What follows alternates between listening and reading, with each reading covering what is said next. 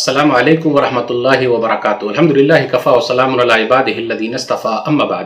محترم ناظرین کرام، آج کی نشست کا موضوع ہے کیا قرض لے کر قربانی کر سکتے ہیں؟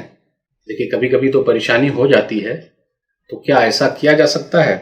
یاد رکھیے گا نبی صلی اللہ علیہ وسلم مدینہ میں تھے، 10 سال تک آپ تھے، 10 سال آپ نے قربانی کی ہے، تو اسے یہ پتہ چلتا ہے کہ قربانی سنت مؤکدہ ہے، اللہ نے طاقت دی ہے تو کرے۔ اب قرض لے کر کر سکتے کیا؟ ایسا ہی فتویٰ پوچھا گیا علامہ ابن تیمیہ رحمۃ اللہ علیہ سے، تو انہوں نے کیا جواب دیا؟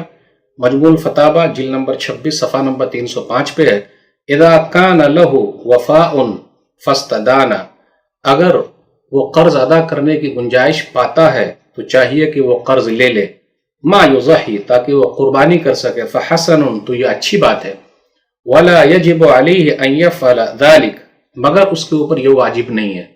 کبھی کبھی کیا ہوتا ہے، آدمی کا پیسہ پھنسا ہوا ہے اور نکل نہیں رہا ہے، اس وقت موجود نہیں ہے، اس مہینے میں موجود نہیں، لیکن گنجائش ہے تو وہ لے سکتا ہے، آرام سے کر سکتا ہے۔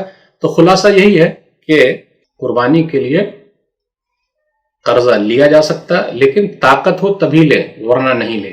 ھذا ما عندی واللہ اعلم بالصواب، والسلام علیکم ورحمۃ اللہ وبرکاتہ۔